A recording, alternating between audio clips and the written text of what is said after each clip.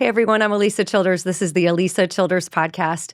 And today we're going to be talking about a cultural phenomenon that I have been actually very deeply burdened by personally. I've been praying about it a lot, thinking about it a lot. I have begun to say some things on social media, but I really want to help you guys to discern the times as it relates to Candace Owens and the claims that she's making surrounding the death of Charlie Kirk. So we're going to get to that in just a moment.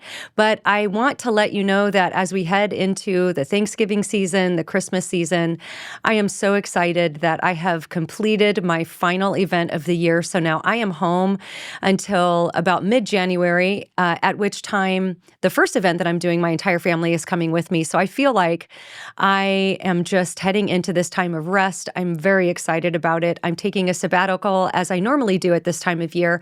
So there are only going to be 2 more podcasts this year after this one. And so what I want to tell you though is we still have some things going on. So make sure that you're subscribed to the Unshaken Faith podcast, which is the podcast that I have with my friend Natasha Crane. Every year for the last at least couple of years, we've done a fun Christmas live stream and want to make sure that you are subscribed to the audio podcast, but really this will be happening on our YouTube channel. So find us on YouTube, Unshaken Faith, and then we'll be announcing soon when we will be doing that Christmas live stream. I also have a really exciting announcement. I have wanted to go to Israel my entire life. I have never gotten to go. I have friends who have gone. Many have gone multiple times. My husband has gone multiple times. And I finally have the opportunity to go. And I want to let you know that the trip that I'm going on is open for others to come along as well. So I would love for any of you who would like to go to Israel with me and Dr. Mel Winstead. So Mel has been on the show before. He's New Testament professor at Southern Evangelical Seminary. He is organizing this trip, but he let me know that there are some spots available. Spots are filling up fast. So if you think this is something you might be interested in, you're going to want to jump on it. But the dates are going to be June of 2026, June 1st through June 10th.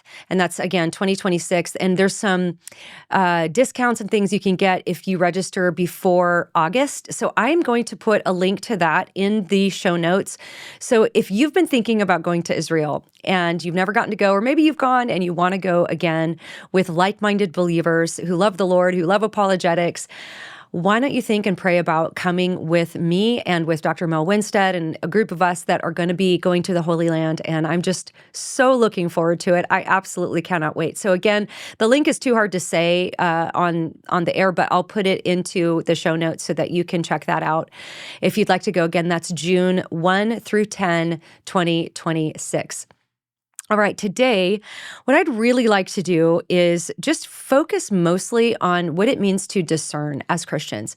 What does it mean to show discernment? Because one of the things that I think is really, really apparent in this time and in this age is that there is a reason that just about every book of the New Testament comes with very strong warnings to guard your life, to guard your doctrine, to make sure that what you believe are things that are actually true, things that reflect reality.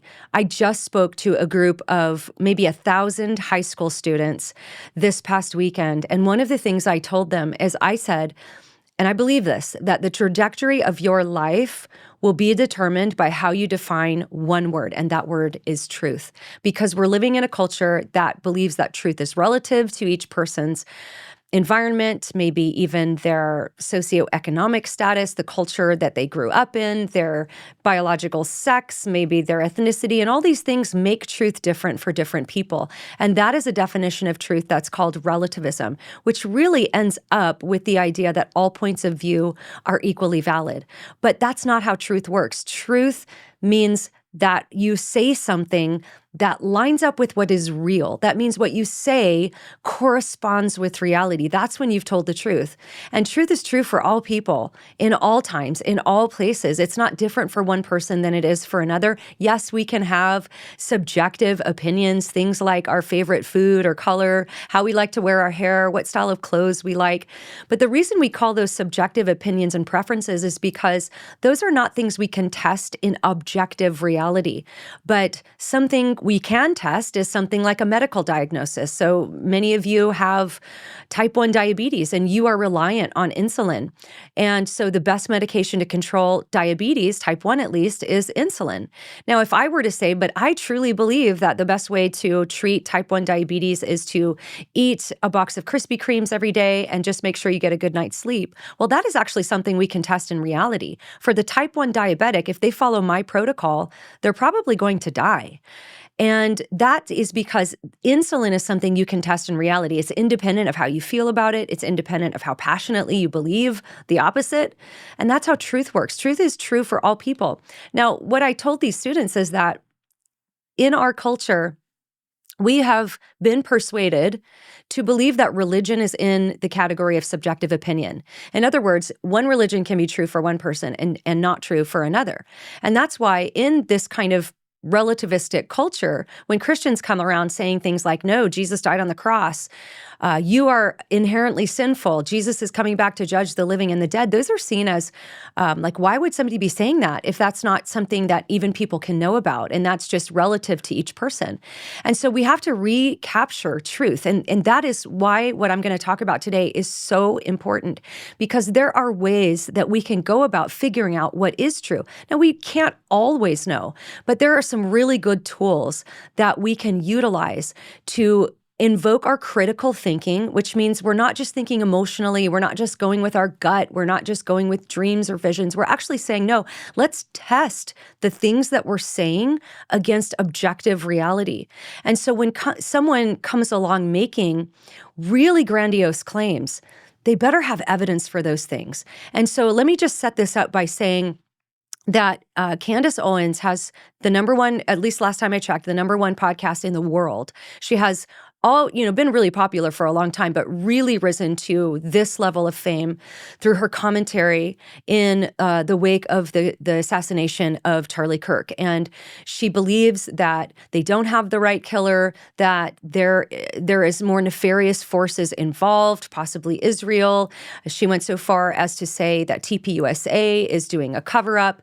She's implicating actual people, real people like Mikey McCoy, Rob McCoy, other pastors that she's bringing into this, and other TPUSA people, and even outside of that, people like Seth Dillon, who she has called a literal demon. I mean, this isn't just saying, hey, I kind of have a hunch that X, Y, or Z is happening. This is actually implicating real people's lives. And this is why I care about this, because even my friend Frank Turek, who she hasn't, as far as I know, implicated directly, because he's been discussed within the context of the broader conspiracy that she thinks perhaps is happening, he's receiving death threats. Seth Dillon is receiving death threats. Mikey McCoy is receiving death threats. And this is very dangerous when you are making very specific claims against real people without evidence. And that's why I care about this. So my hope in today's episode is to help you with some scriptures to think through these things and to think critically, to put our emotions aside and say, what is the evidence and how do we even go about assessing evidence? So I want to start with some scriptures here, and then I'm going to dig down into some of the things that have been happening, even involving Ali Bestecki and some others. So discernment, when we think about discernment as Christians, it's something that the Bible, like I said, in almost every book of the New Testament, it tells us to test the ideas. The Bereans were praised for receiving the word eagerly, but also testing it to make sure that what Paul was saying was true. They were actually praised for doing this. They were saying, okay, Paul, yes, we want truth. We're not being hyper skeptical. We're not saying that everything you're saying is wrong, but we want to make sure that what you're saying lines up with our scriptures. And so they were praised for doing this. It was said that they were more noble than others because they were testing things against the word of God. That is something that we as Christians must learn to do. We must learn to take every idea and bring it under the authority of God's word. That's our call as Christians. And we're living in a time where there's a lot of conspiracy theories. And I get it. I understand why people are more vulnerable to conspiracy theories today than even they might have been 10 or 20 years ago. You look all through COVID, there were all these narratives that were pushed forth by the big evangelical leaders, many of which turned out to be not true. So what ended up, I think, happening is people who were called conspiracy theorists Well, it turns out that particular quote unquote conspiracy turned out to be true. Things involving masking and the safety of the vaccine and the origin of the virus.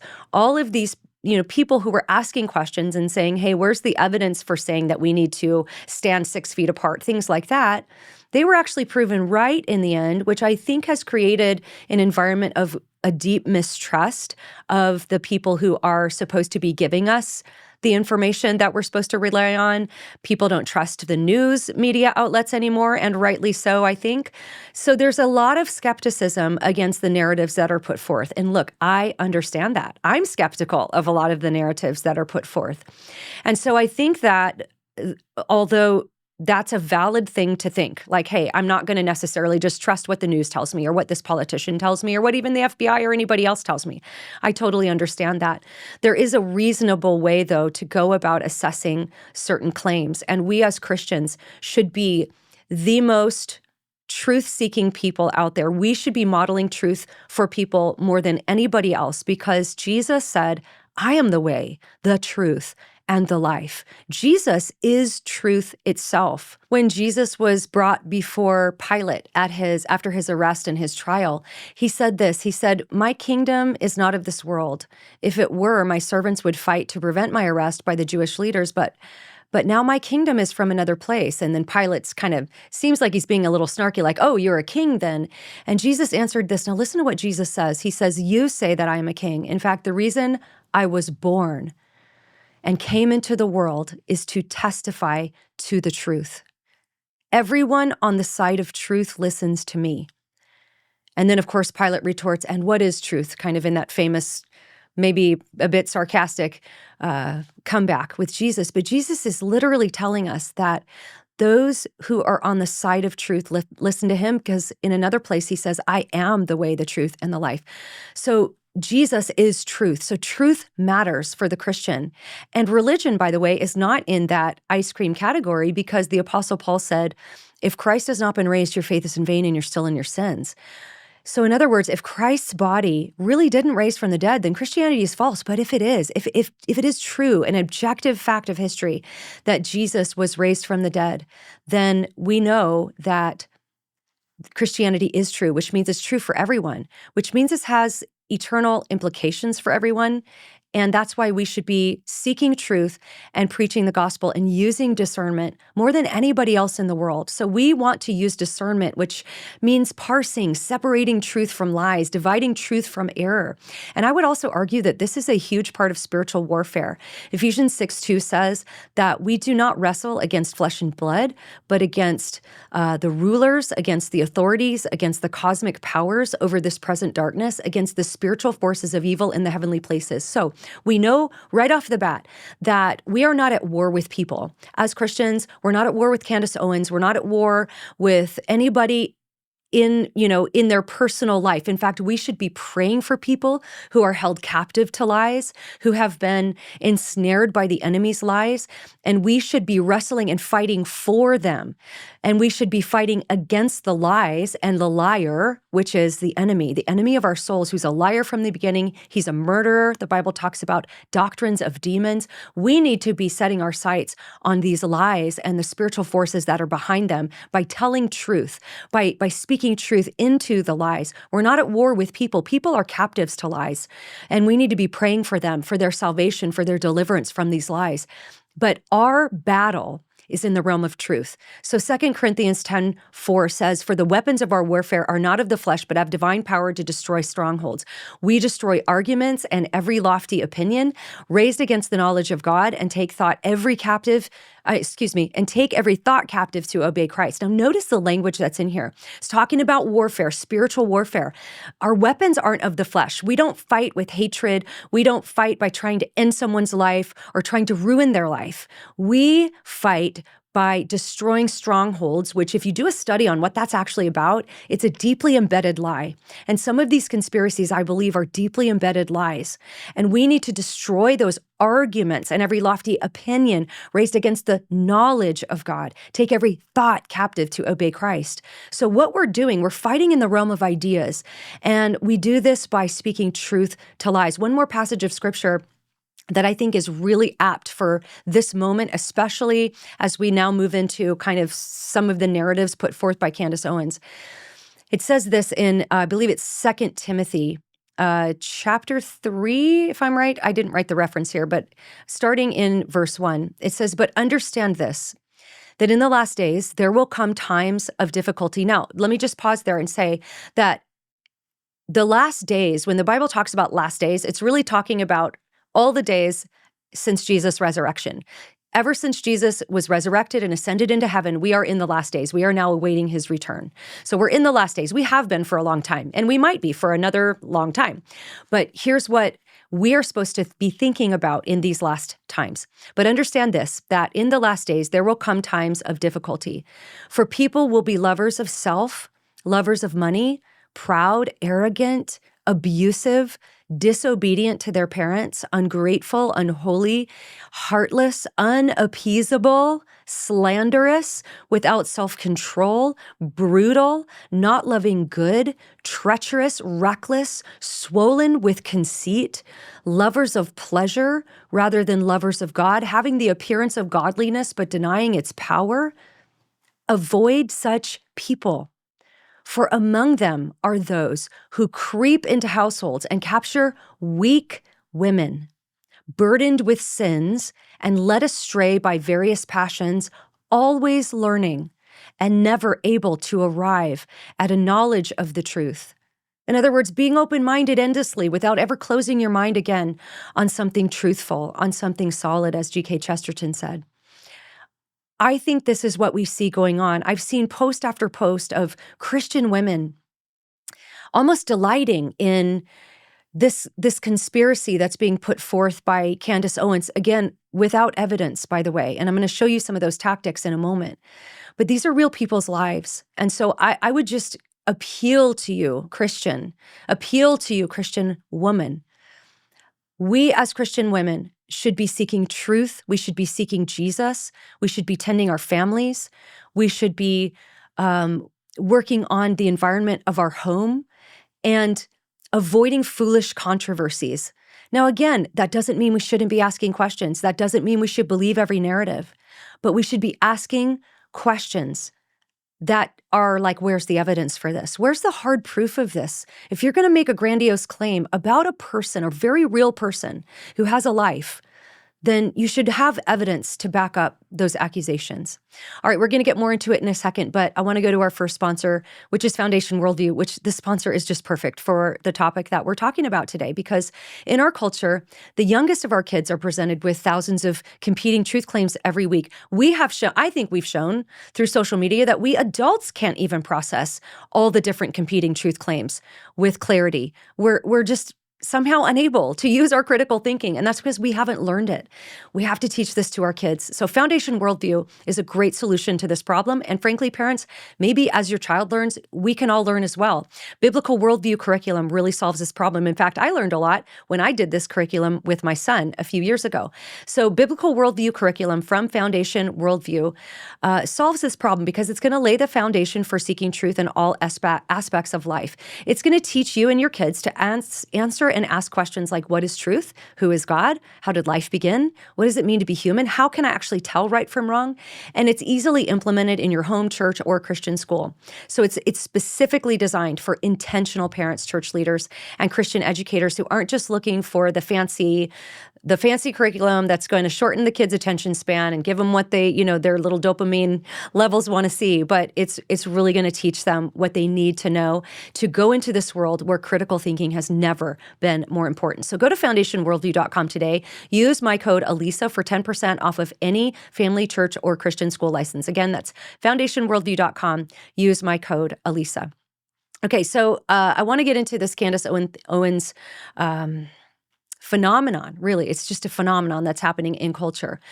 Now, I want to go back a little bit because as many of you may or may not know, Candace had a whole series on Brigitte Macron and how it is her opinion that Brigitte Macron is actually a man. And she did a whole series, very many episodes about this. And back when that was coming out, I just kind of wanted to know, what is this whole Candace Owens phenomenon about? And so I watched every episode of that series. And I remember getting to the end of that. Every episode, she would promise this big reveal in the next episode. And then she would do the next episode, and there was like a little bit of maybe insinuation, but not really anything hardcore proof. Then she would promise more, and it never seemed to come. The big promise just never seemed to get delivered on. And I got to the end of it thinking, well, I haven't seen any hard evidence that Macron is a biological male. What I think I've just observed is someone make a plausible case. Now, I want to explain the difference of that. And I watched also a good bit of her series on Justin Baldoni and Blake Lively and all that. And I had the same conclusion there as well. And from what I'm seeing from her claims about the TPUSA and Charlie Kirk and the murder, it's very much the same playbook.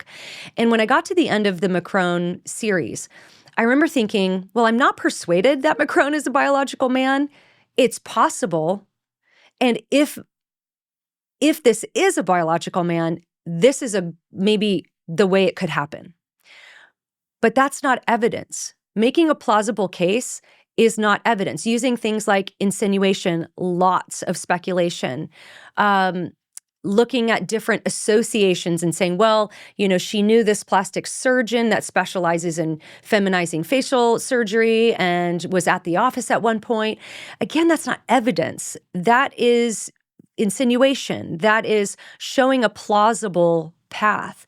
And so I explained this to a friend of mine in a restaurant once. And I think this made a lot of sense because this friend was talking about Candace Owens and how it's kind of hard to parse through some of the claims and to know what is actual evidence versus what's just insinuation. And so this was in Dallas. I was just recently in Dallas, and that was for our Unshaken event. And I had gone to dinner with a friend when I was in Dallas. Now, I had come to Dallas a couple of days early because I was scheduled to record with Allie Beth for her show. I got to Dallas, and it turns out Allie Beth got sick that day.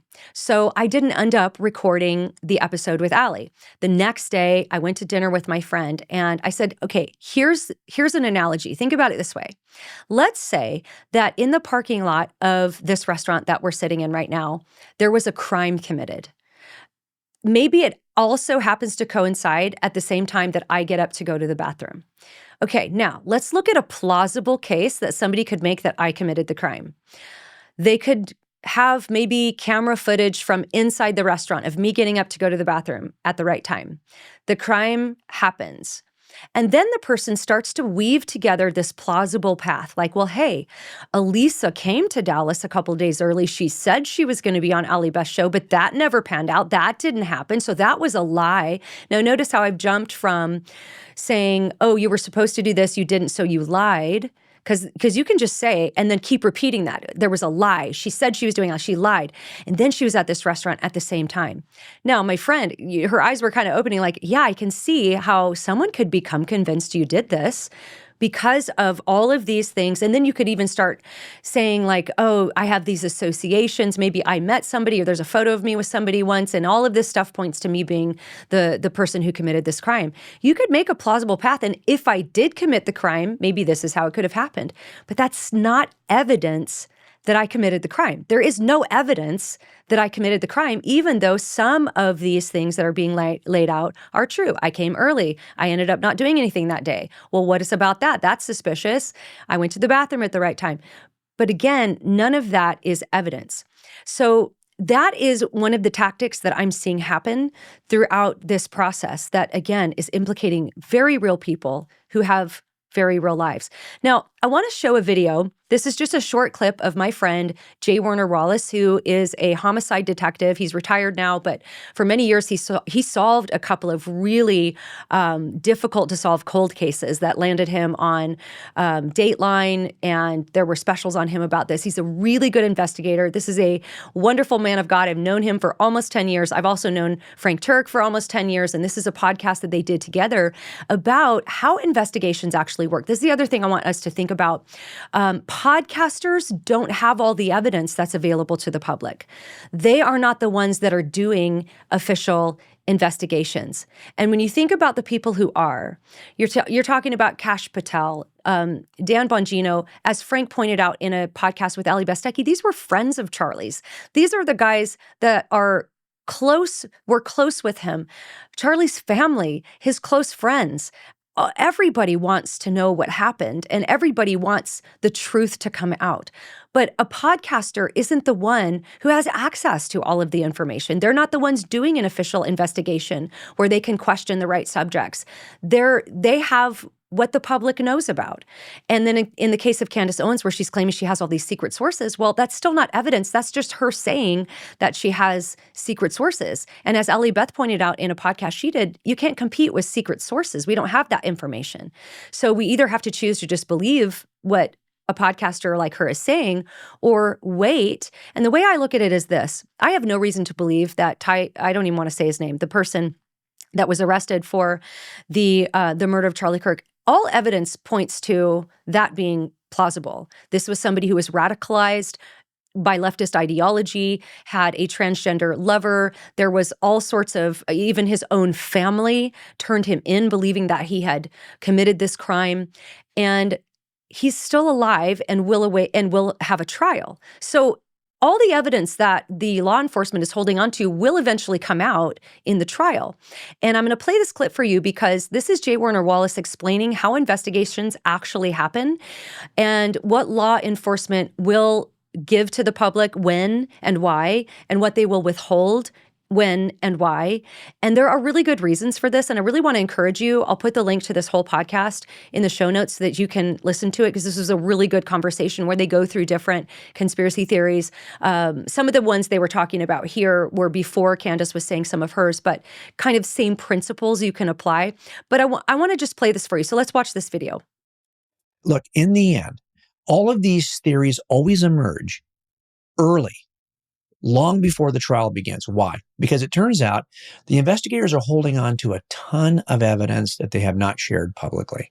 And while they're holding on to this, something as simple as the autopsy report, they're holding on to this for a reason, right? They want to make sure they've investigated every potential accusation, every potential theory that's out there, and they don't want to release information to the public that later on might jeopardize the investigation. Here's what I mean.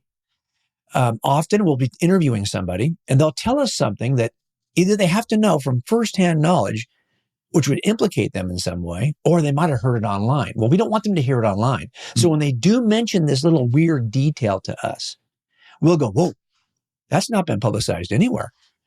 This is why often it's not as though agencies lie. And that's by the way, that's one of the biggest first assumptions on all these channels. You can't trust anything that the law enforcement agency is telling you. Well, I can tell you this, we don't lie. And here's why we don't lie, because it turns out our credibility is going to come into question on the stand during the trial. Here's what we do though. We don't tell you everything. That's a big difference. So I think that's a really important point. We don't tell you everything. That doesn't mean we're lying, but they have to be careful what they release to the public because it could hinder the investigation. It could actually cause there to be the tampering of, or, maybe that it can corrode the evidence in some way. And in the case of what's happening with the assassination of Charlie Kirk, there will be a trial. There will be evidence that will come out. And so that's why it's so important that when somebody makes claims about a particular person, maybe acting weird, like Mikey McCoy, I've watched the video several times, blown it up as closely as I can. And one of the things Candace is saying about Mikey is that he acted weird. Well, one of the things that Frank has since shared and others have shared is that Charlie knew that somebody who would want to kill him and had Mikey train on exactly what he wanted him to do in that exact moment. And I'll just say this too, I'll add my perspective to it as well. I don't know Mikey. I've never met him. A very close family member of mine actually went to church with the McCoys for a period of time and actually was in their home several times and says they were just a lovely family, has no reason to think that there could be anything nefarious going on with these people. Now, again, that's just an anecdotal character, just speaking to their character. But these are real people, in other words. Like my close family member was in their home, got to know them a little bit, and said they were lovely people. So the level of wickedness that these people would have to be capable of for what is being claimed about them to be true. I mean, just think about that for a moment. These people, all the people around Charlie, all the TPUSA people who are being implicated, would have to be so wicked that they would actually want Charlie killed, cover for that, for their own power, for their own rise to prominence. I mean, do you realize how evil they would all have to be? And then, as others have pointed out, how stupid Charlie would be to surround himself with all these people. But Mikey was trained. Mikey was trained by Charlie. Here's exactly what I want you to do. And everybody knew their place. Security had a purpose. They all know what they're supposed to do. And Mikey knew he was supposed to call Erica, and Erica confirmed that's what he did. So I know from my own personal personality, there, like others have pointed out, there's no normal in a traumatic event like this. There's no such thing as normal. But I can personally think of lots of different explanations for the way people behaved the way they did after the assassination. And that's the other thing you have to ask when people bring these claims is there an alternate explanation? What else could be going on other than what this person is saying is going on? And what I saw was potentially it could have been somebody in shock. It could have been, I'm the kind of person that when things are normal, I struggle more. I struggle more when they're normal, but when there's a crisis, I become extremely focused.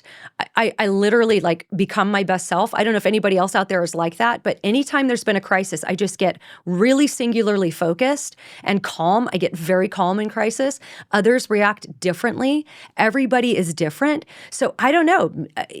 I could see in a realistic scenario getting really calm and focused on what you are supposed to do in that moment. I don't know, but there are a lot of different explanations, and nobody, I don't think, knows how any one particular person would respond in a very traumatic and shocking situation like this. So it's very concerning to me because now Mikey McCoy and others are getting death threats, and this is just wrong. This is wrong. If you're going to bring claims against people, you better have evidence. And I'm not saying you shouldn't ask questions and you shouldn't bring evidence, but bring the evidence if you're going to make the claims. All right, with that, let's go to our next sponsor. Quick pause here to tell you about Adele Cosmetics. You guys, Adele has come out with the most beautiful Christmas set. Men, all the men, this is what your wife wants for Christmas. This is what your girlfriend wants for Christmas. If she's a girly girl at all, if she likes products, she wants their Christmas set. I received the set and it was like, my daughter almost instantly stole it. It has a beautiful body oil that smells so good, a lotion bar. It has a lip tint that's an exclusive color just for Christmas called Sleigh Ride. I'm wearing it today. I even put it on my cheeks because it's so pretty. It's like this kind of light reddish pink that you can build into the perfect Christmas red. I'm telling you, it's just beautiful. So you definitely want to go to AdeleNaturalCosmetics.com because this is a family-run, holistic, handcrafted, toxin-free skincare and cosmetics company. I'm wearing their eyeshadows today. I'm always wearing Adele. I absolutely love their transparent, clean beauty for every skin type. They've got different sets you can pick out, or you can just choose from some of their beautiful moisturizers, cleansing oil, which I use all the time, and just beautiful, non-toxic, not going to mess with your hormones, beautiful products. So go to AdeleNaturalCosmetics.com. Get that Christmas kit if you can. It is so beautiful, and it comes in the most beautiful little packaging. No-brainer. ADELNaturalCosmetics.com. Use my code Alisa for 25% off first-time orders. Again, AdeleNaturalCosmetics.com. Use my code Alisa.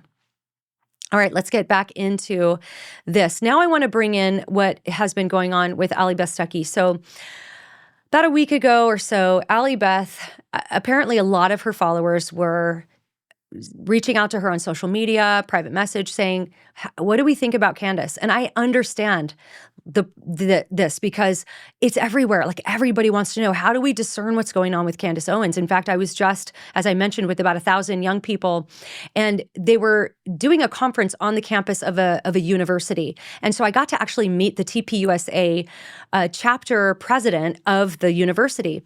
And they had done a breakout for this particular conference and with the sponsor as well, the adult sponsor. sponsor, and both of them were telling me that the number one question the kids had was, what do we make of the things Candace Owens is saying? So this is reaching far and wide, which is why Allie Beth, out of love for her audience, out of care for their souls, decided to say a few words about it to try to help them understand. And she even said later in a podcast that I really want to recommend that you watch, where she answered more of the claims that Candace was saying. People don't want to speak out against Candace Owens because she's very powerful. And when you get in her crosshairs, she can kind of turn all of her accusations against you. And people are scared of that. They don't really want to be in her crosshairs. It's honestly, if I'm truthful, why I didn't say anything for the longest time. Not that little old me would get in the crosshairs, but still, you just kind of don't want to touch it because you're like, gosh, I just wish this would go away. I don't really want to address it. And so I think Allie was feeling that way. So she went on social media and she said, I really want you guys to be thinking critically. We have to ask better questions. And so I'm going to play a clip here from Candace's show where she showed this clip of Allie and then responded in a particular way. And then I want to unpack Candace's response just as a little microcosm of the broader thing and the broader way she approaches the claims that she makes. So let's watch this video.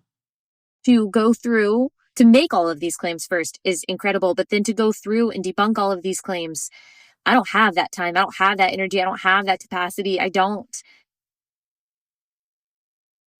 Look, Allie, I just think she should take a break. Like, I genuinely didn't even know she was going through it like this. Like, I don't think we asked her for any assistance at all, actually. I did all the work and people sent me stuff and then we put together a timeline. And here's what I want to say, because you're saying it's real life. It was Charlie's real life. Allie, that was Charlie's real life when you saw him sitting there and he got shot. That was his real life. So I feel like that's the part you're missing because you're so worried about the surrounding cast of characters who have been literally caught lying. They lied. That's why we're here. Okay. We didn't just randomly pluck people up from obscurity. Okay. These are people who said he had blood on him. He's amazing. He was so amazing, but he walked away from Charlie as he was bleeding out. His real life. That was his real life. Okay. So that's what's on the line right here is he's not here anymore. Maybe you're not worried about him. But I am. I'm actually worried and I want to know what happened to Charlie Kirk, okay? And why I feel like you and so many Christian Zionists just kind of wanted to turn him into a ghost, like, Charlie the friendly ghost, and are not interested at all. And if you're looking for real life Agatha Christie stuff, in real life, people's necks don't stop 30-06 bullets. In real life, that's all I'm saying. In real life, when you spend millions of dollars on security, on your security detail, they don't have you sitting like a sitting duck and forget to have an ambulance behind you. In real life, I worked for Turning Point USA, and I know what does not make sense in terms of the timeline of how this event came together. And in real life, if somebody suspects you in a murder for any reason whatsoever, and you can put something out publicly that will clarify a fact that isn't correct, if you say it's not correct, you would do that. You wouldn't hide. In 4 seconds, I would say, the reason why I was on the phone with so-and-so had nothing to do with anything. So people are following their instincts because they should. But I just want to remind you, because it bothers me, that was Charlie's real life. Okay, so I posted on X about this just to kind of unpack what we just watched. And I'm going to read what I wrote and maybe make some commentary as I go along. I wrote this. There's a reason why people don't want to speak out about Candace Owens. She has a massive following and wields quite a bit of power over narratives. Her apologists can be brutally unfair and unkind. And by the way, ever since I started posting about this, that is what I have found. People coming into my comments, they're mean, they're incredibly accusatory, they are cutting, they don't demonstrate the character of Christ at all. And it's a headache that a lot of people don't want. I get it. I get why you don't want to speak out about her. She has an army of people that will mobilize against you. And nobody really wants that. And so I'll continue. I said, I'm thankful for voices like Allie Beth Stuckey, who took considerable risk in posting the video that is being criticized here, but I think it's worth defending. Now, why do I say that it's considerable risk? Because Allie has also got a pretty big platform. And so the bigger your platform, the bigger the risk. The bigger the chance that you'll get in the crosshairs. And Allie knew that, and she knew that this would be responded to, but she did it anyway because she cares about the people that listen to her, that follow her podcast. Okay, I'm going to continue with my commentary. I said, so here's my encouragement. Just apply critical thinking skills.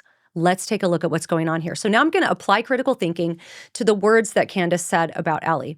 I said here, Candace begins her criticism of Allie with an ad hominem attack. Now, what that is it's a logical fallacy in which somebody will either call you a name or even try to act like you're an unreliable person because of who you are. So in this case, Candace is saying like, oh gosh, like I didn't realize that Allie's going through it like this. She should take a break. Well, the implication is that Allie's having some kind of a breakdown, that she's going crazy, or that she is sort of like, just not handling things well.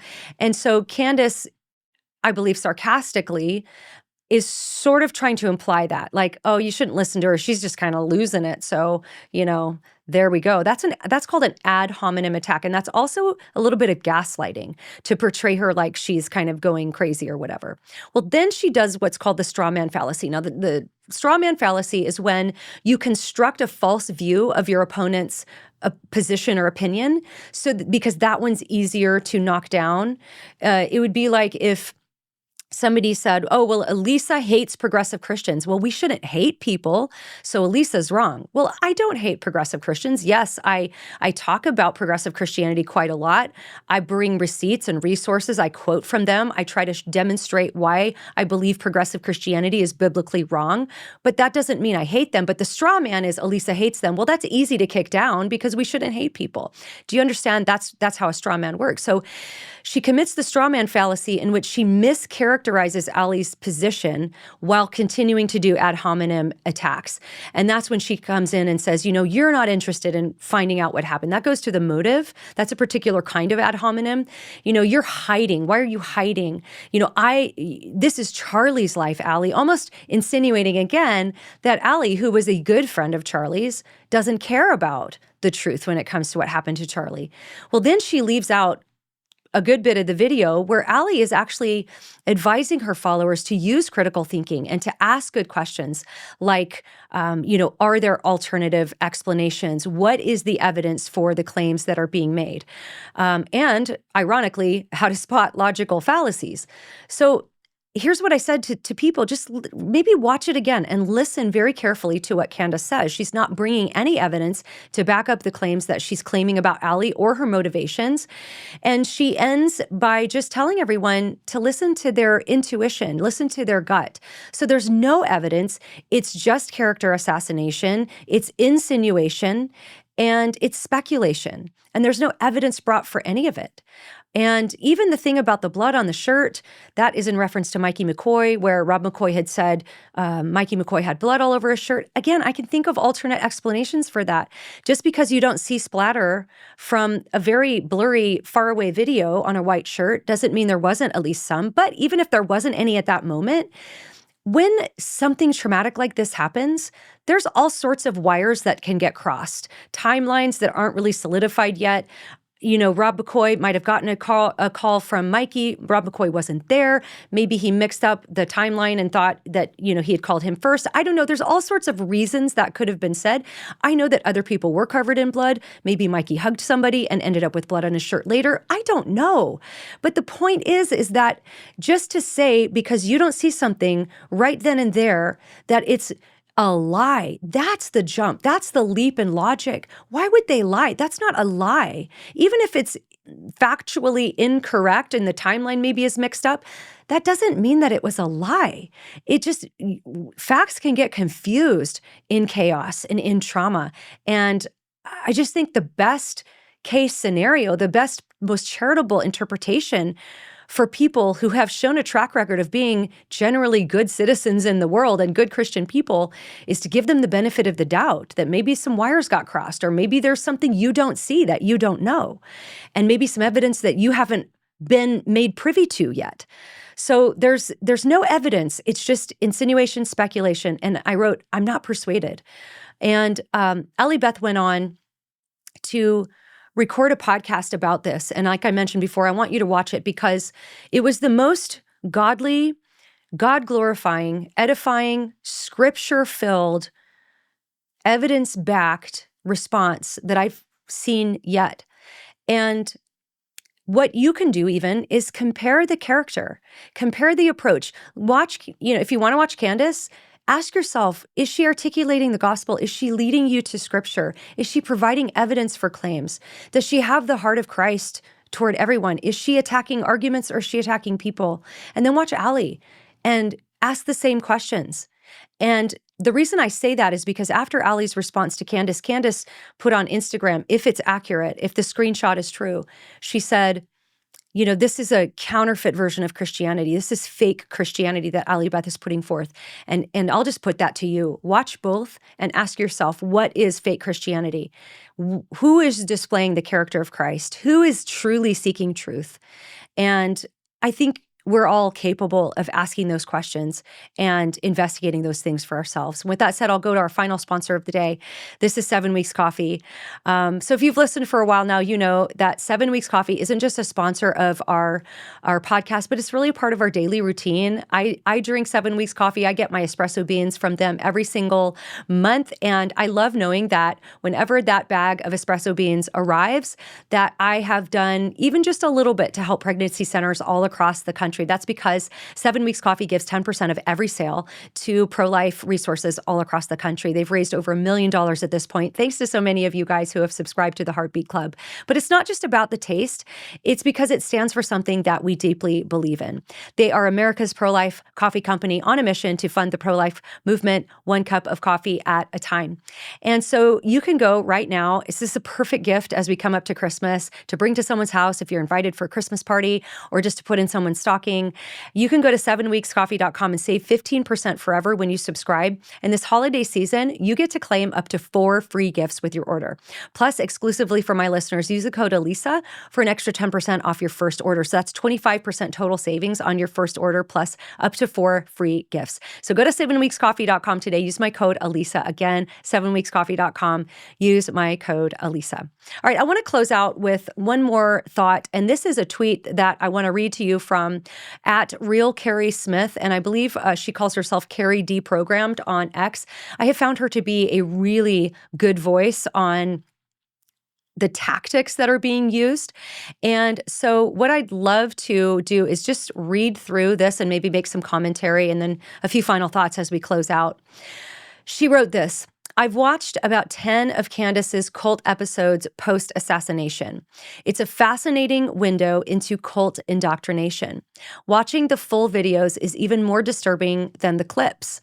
Some of the cult tactics she uses. Number 1, she repeats herself. And I just want to encourage you, if you've been following Candace, if you're watching these videos, just take these points and ask yourself, is this what she's doing, right? I'm not saying you should not listen or not, I think there's maybe a better use of your time, but I would never say don't watch it, right? But just apply critical thinking, but maybe ask these points. Is this true? Is she doing these things? So number 1, she repeats herself constantly, repeats words and phrases she wants to stick. She repeats them instead of letting them hang there where you might wonder, what's the evidence of this? The evidence never comes, but she makes the statement again and again with more conviction as if she showed you the evidence. I see this. I saw it during the Macron thing. She will find the talking points that she wants you to repeat in other people's comment section, and that is what they repeat in the comment sections. It's very interesting when I post how they'll be saying the same talking points that have been repeated many, many times, again, still with no evidence. And when you ask for evidence, it's very hazy. It's insinuation. It's like, well, I think I saw something. It's not really evidence, though. So be watching for that. Number 2, she uses sarcasm, mockery, and contempt probably 90% of the time now. Innuendo and implication delivered in sarcastic form. No evidence, but the tone tells you you're stupid if you can't see this. Now, I want to make a quick distinction between something like satire and what she's talking about here. Like Babylon Bee uses a lot of satire. Our friend Melissa Doherty does satire videos that really help uncover. They use things like sarcasm to uncover the truth about something.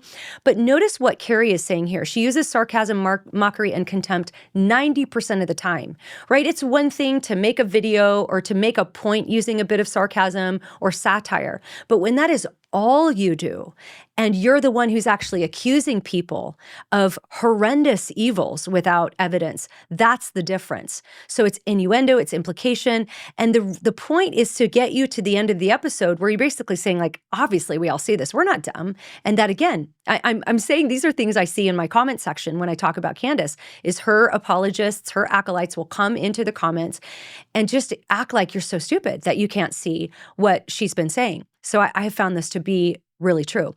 Number 3 is what's called forced teaming. So she uses a lot of inclusive language so that the cult feels like a home. Us, we will solve this. They can't stop us. They're trying to stop us. There's this going on.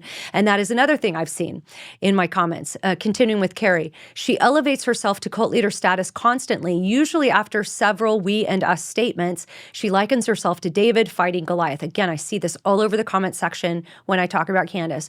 People talking about us. We're just asking questions. She's representing us. We had these questions and she's asking these questions. And guys, there's nothing wrong with asking questions. But some questions are asked with a very much of an intention to lead you to a very specific end result. And there is a time when just asking questions goes into territory of making accusations with questions. Questions masqueraded, actually truth claims masqueraded as questions. Number 4, she ends every show reading effusive praise about herself. You're the hero. You're our David. We must protect you at all costs. Number 5, she uses mystical knowledge that you must have to just trust her bro about. She uses the phrase, I don't know, but I know, over and over, even puts it on merchandise now, advertising that none of this is actually backed with evidence, but she knows. She says Charlie came to her in a dream. Trust her, bro. She uses this ghost Charlie to put words in Charlie Kirk's mouth from beyond the grave and refers to it from time to time, adding to it and embellishing when she wants to add extra authority to one of her attacks on people. She'll attack their character simply because their husband was in the military, for example. That happened. And then back it up with, oh yeah, this was one of the people Charlie warned me about in the dream. So she's applying to mystical knowledge, and even the sources I would add to that she says, I have these secret sources in this place and in this place. And then it's kind of like, you got to trust me because I have all this secret knowledge. And then even so much as saying that Charlie post-death came to her in a dream and told her this information. And so again, embellishing that and then keep referring back to that. Number 6, she pretends her life is in danger and makes reference to this in various ways in every episode, which triggers the attack dog sensibilities of her most rabid cultists. She needs to be defended, you see. And so this mobilizes people. And I actually saw this to a much less extreme degree when I was in a church situation where the pastor was using some cult-like tactics like this. You become trained to defend them. They're constantly saying, like, I'm under attack. It's really interesting because when you have a public platform, you are always under attack. Oh my goodness, I have to just sometimes not read the comments because people are nasty. They're so mean. They get personal. They'll comment on your appearance. They'll wish ill upon you. They will, I had somebody tell me, I hope all your hair falls out in a clump at your feet. I mean, people say the most vile, horrible things in comments. But if you go back through most of my content, you will almost never hear me say like, oh my gosh, so many people are attacking me. And I just don't do that because that comes with having a big platform, right? I don't need you to defend me against people that are just being rude. And yet, when somebody is kind of operating with these tactics, they will present themselves in such a way to kind of promote an environment in which they're asking and implying so that people that are watching them will go into the comments of other people and defend them. And I have seen that over and over and over again. Number 7, she actually puts other people's lives in danger by targeting them and implying something nefarious that she never offers evidence for. She's done this to dozens of people, including non-public figures like that poor hoodie guy. So what she's talking about with the hoodie guy is there was one post that Candace Owens had put out that was sort of having a better look at this guy in I believe it was a green hoodie. And the implication was, turn your attention here, something's going on here with this person. Well, it turns out this was just an athlete from the school, and whatever Candace thought was his weird behavior or dress was not that weird in the scenario. And so this is a guy whose life could have been utterly ruined by such a powerful person targeting them, blowing up pictures of them, putting them out on the internet. And she was proven wrong about that, but she's not ever gone back and said, oh, I got that wrong. So sorry. And then Carrie continues, she's done this to Charlie's closest friends and even to his pastors. Her biggest targets seem to be Seth Dillon and Josh Hammer, though. She name drops them multiple times in almost every video, brings them up constantly, focuses the wrath of her increasingly unstable cult on these men and on Charlie's friends, family, employees, and pastors. It's like Orwell's 2 Minutes of Hate, but it's over and over. and over. Her cult essentially practices this kind of communal and focused hate of her perceived enemies with her. There's a lot more that's alarming, but that's a good start, and she ends it there. And so she's sort of insinuating all of these people were involved. But again, friends, think this through. For this to be real, all of these people would have to be so wicked, and they would have to have been conspiring together. And Charlie would have to have been stupid enough to surround himself with people that ultimately just were using him and wanted to get him killed so that they could take over and put in their agenda. It just doesn't make sense. It doesn't make sense. And so I'll close with this. I tweeted this because I want to bring this back to Scripture. It's been very disheartening for me to see this. I'll be honest with you. It's just been, because all deception is disheartening to me. It's hard to watch people get swept up in deceit. It's hard to watch. And then it also should make us look at ourselves like, gosh, where am I being manipulated? What are the lies that I'm believing? What am I uncritically just accepting and not thinking about? And so it can be very destabilizing. It can be very confusing. But I tweeted this, and I want to read this to you. I've been pondering why God would, let me move this over so I can read it. I've been pondering why God would usher in revival on the heels of Charlie's martyrdom, which I truly believe that he has. Now, I don't know how big a revival it is. There's a lot of conflicting data out there. I just know the reports of people in real life where church attendance is up, people are asking questions, they're open, they're really actually wanting to know, they're repenting from sins of LGBTQ. Like, that's the one thing that was the test for me, is do we see people actually repenting of the sins of the homosexual lifestyle and transgenderism? Are we seeing real repentance? And I've seen it all over the place. And so I'm hopeful that maybe that is what God's doing. But I've been pondering why God would do that on the heels of Charlie's martyrdom, only to allow such breathtaking deception to gain a tremendous stronghold among those who should know better. 2 Thessalonians 2:11 says that in the last days, God will send a strong delusion so that they may believe what is false. Why does he do this? Well, verse 10 tells us that it's because those who are perishing refuse to love the truth and be saved. Now, this chills me to the bone. It doesn't, God doesn't send the delusion because they're seeking truth but just can't find it, and they're trying really hard but they just can't figure out what's right, what's wrong, what's true, what's false. He sends the delusion because they don't love truth. They don't want it. They don't want what's true. So he sends them the perfect deception that everything can fit into, checks all their boxes, and basically says, here, have your way. If your heart is so hard that you don't love truth, then you can have your lie. And that is a sobering word for all of us. Do we love truth? Do you love truth? Do I love truth? Or are our hearts and minds, and I want us all to ask ourselves this, are our hearts and minds salivating in anticipation of the next titillating morsel of gossip, insinuation, and slander? Lord, help us. Lord, help us. Because what I see this as being, now look, I'm open to evidence. If there really is some evidence that is going to come out, I'm open to it with any of the claims that Candace has made. If you want to show evidence, then I'm open to that. And maybe she's gotten some things right. Maybe she hasn't. I don't know. But there's not any evidence for it. So what it is a huge distraction, I think, for Christians.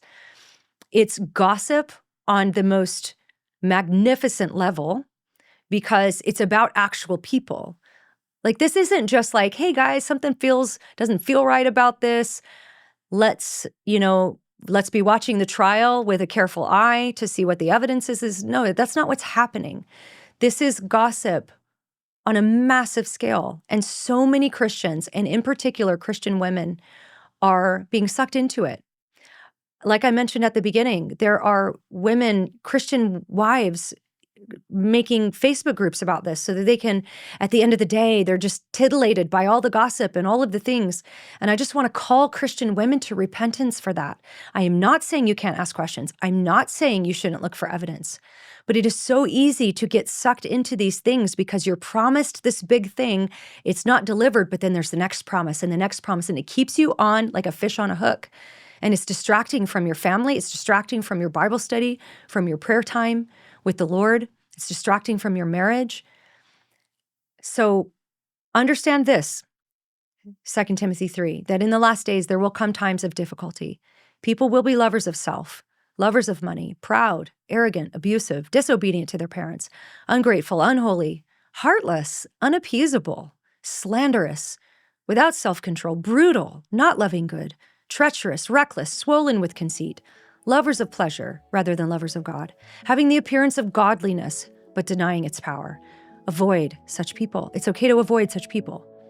For among them are those who creep into households and capture weak women, burdened with sins and led astray by various passions, always learning, never able to arrive at a knowledge of the truth. Let's seek truth, because Jesus is the truth. And he said, "You shall know the truth, and the truth will set you free." Let's keep that in mind as we pursue Christ. And let's also keep a sharp mind, a soft heart, and a thick skin.